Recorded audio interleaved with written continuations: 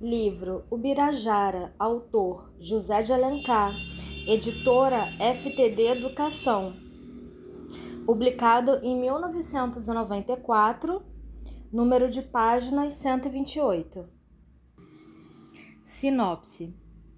Escrita por José de Alencar, Ubirajara, de 1874, é uma das mais importantes obras indianistas da nossa literatura. O próprio autor coloca esse romance como o primo de O Guarani, de 1857, e irmão de Iracema, de 1865. Em Ubirajara, Alencar retrata o Brasil ainda não tocado pelo homem branco, ao falar das tradições do povo indígena por meio da figura do caçador uruguaia Jaguaré.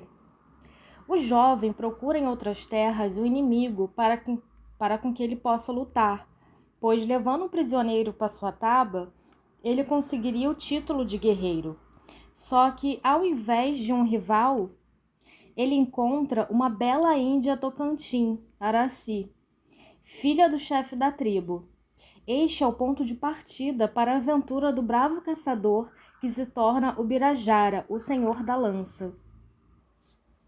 Nessa obra, temos o índio como base da formação do povo brasileiro, que é idealizado, e tem alguns de seus valores exaltados, como a valentia, a bravura e a lealdade. Além disso, Ubirajara traz uma visão de defesa dos costumes indígenas e da crítica à colonização dos portugueses, que teria destruído a cultura indígena e manchado com os costumes cristãos europeus que foram impostos aos colonizados.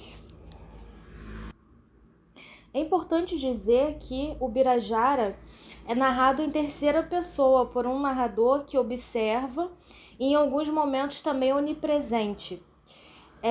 A obra se passa antes da colonização do Brasil pelos portugueses e tem como cenário as matas de onde atualmente é o Tocantins. O livro é todo narrado em cima da história do jovem Jaguaré, que é um caçador araguaia que ele busca algum inimigo para ele poder lutar e levar para sua aldeia, com o objetivo de obter o título de guerreiro. Em sua procura por alguém com quem ele possa lutar, o caçador ele acaba encontrando Araci, que é uma índia Tocantins que era filha do chefe de sua tribo, ou seja, que é de uma tribo diferente do Jaguaré. A moça conta para ele que é disputada por 100 guerreiros de sua nação e o convida para também disputá-la. O jovem pede então para que ela retorne à sua tribo e mande o recado para os 100 pretendentes que ele iria combater todos eles. Araci faz o que o Jaguaré pede e volta para sua tribo com o objetivo de dar esse recado. Depois de um tempo, o caçador ele encontra Pojucã, que é o irmão de Araci com quem ele luta. O Jaguaré ele consegue vencer a luta contra Pojucã, recebendo o título de Ubirajara, que significa Senhor da Lança. Assim, Ubirajara leva o vencido para sua aldeia e ele acaba oferecendo a sua antiga noiva, a sua antiga pretendente, a bela Jandira. Porém, a Jandira não quer ficar com nenhum outro homem a não ser Jaguaré, e por isso ela decide fugir para a floresta. Bom, bem lá no início, antes do Jaguaré se tornar Ubirajara e encontrar Araci e acontecer tudo isso, ele e a Jandira já estavam prometidos um para o outro dentro da tribo deles, sendo que, como o Jaguaré ele lutou, mostrou que ele é um guerreiro, e ele se encantou pelos olhos da Araci, que é uma índia de outra tribo, ele acabou desistindo do compromisso que ele tinha com a Jandira e por isso ele ele oferece a Jandira, que é uma jovem virgem da tribo dele, que estava prometida para ele, para o Pojucã, que é o irmão da Araci, sendo que a Jandira não aceita, porque ela cresceu acreditando que ela ia se casar com o Jaguaré, ela é super apaixonada por ele, então ela diz para ela mesma que se não for para casar com ele, ela não vai casar com ninguém, e ela acaba tentando fugir para a floresta, tentando sair dali para não ter esse casamento forçado. E meio a isso, o Birajara, ele consegue decidir ir para a aldeia de Araci, mas ele não se identifica, pois a hospitalidade dos Tocantins permitia isso. Ele acaba adotando o nome de Jurandir, que significa aquele que veio da luz. É engraçado porque eu já tinha escutado bastante esse nome, mas eu não sabia o significado e eu achei o significado bem bonito, né? Significa aquele que veio da luz. E lá ele combate todos os pretendentes de Araci e vence, né, todas as batalhas, ganhando a mão da jovem em casamento. No entanto, para poder fazer a realização do rito, do casamento, tudo mais, ele precisa dar um nome verdadeiro dele.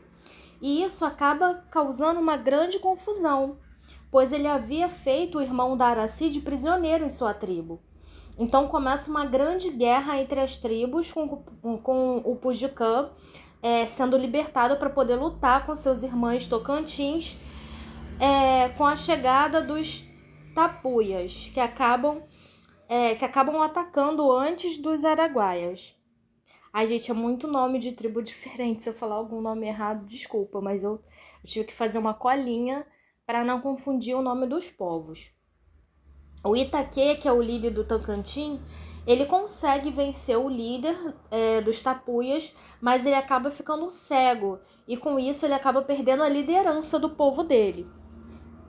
Com isso, é preciso escolher um novo líder que deveria conseguir pegar o arco de Itaquê, dobrá-lo e atirar com ele. Contudo, nenhum índio Tocantins consegue o feito, nem mesmo o Pojicã, né, que é filho do líder. Com isso, o Birajara é convidado a tentar. E ele faz isso com tanta habilidade que o Itaquê fica emocionado.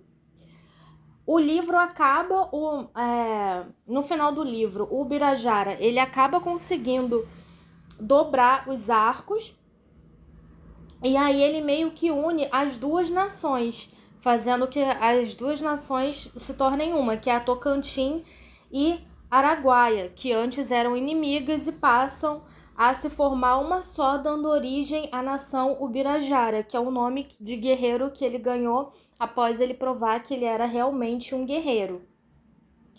Bom, de nomes assim, tem vários personagens, mas de personagens mais importantes a gente tem o Jaguaré, que depois vira o Birajara.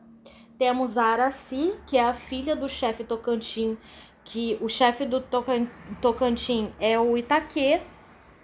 Temos o Pojucã, que também é filho do Itaquê, irmão da Araci. Temos a Bela Jandira, que era a noiva, a princípio, do Jaguaré. Por sinal, a Jandira acaba não conseguindo fugir, ela não se casa com o Pojucã, mas ela acaba não conseguindo fugir. Ela fica revoltada quando o Birajara chega na tribo deles com a Araci e acaba atacando ela, tentando matar ela. O Birajara não deixa com que isso aconteça e ele acaba fazendo a Jandira de escrava dele.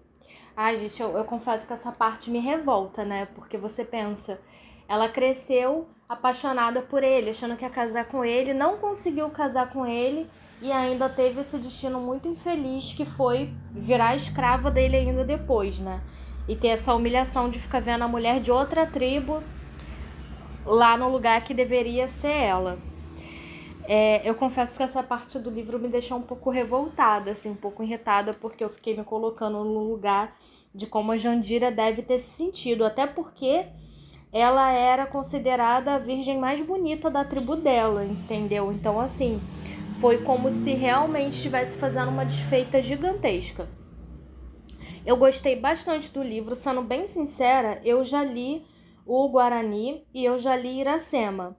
E eu achei que o Birajara, ele tem uma narrativa muito mais fluida e muito melhor, assim, no sentido de te prender no livro, de você querer ler do início até o fim, do que os outros livros. O Guarani eu achei muito parado, não achei o livro ruim, mas eu achei ele muito parado. E Iracema, eu confesso que eu esperava mais, sabe? Também não é ruim. E eu tenho até o resumo e resenha dos dois livros, né? Do Guarani e de Iracema aqui no canal. Mas completando essa trilogia indinista, né? Do José de Alencar, Eu sinceramente acho que o Birajara é o melhor dos 3 livros. E aí, você já conhecia esses livros que eu citei? Eu espero que vocês tenham gostado do vídeo de hoje. Não esquece de dar like, compartilhar com amigo, amiga que gosta desse tipo de conteúdo e se inscrever no canal, porque eu atualizo 3 vezes na semana. Comenta também aí se vocês gostam desse autor, do José de Alencar, se vocês já leram alguma obra dele, ou se vocês preferem algum outro autor, tá bom? Se vocês quiserem que eu traga alguma biografia ou algum livro em específico, é só deixar nos comentários.